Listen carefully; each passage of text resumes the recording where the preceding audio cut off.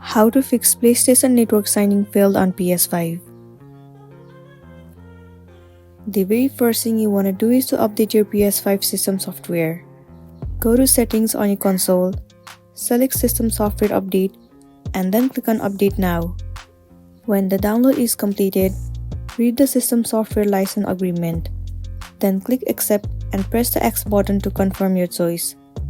Once that has been done, please go ahead and log into your PSN and see if the issue persists. Well, if it doesn't fix your issue, then what you want to do is change DNS settings. In order to change it, go to Settings and then head over to Network. Select Internet Connection Setup. Select Use Wi-Fi to connect to the network and then choose Custom. Select the Wi-Fi network you want to use and then set the IP address settings as automatic.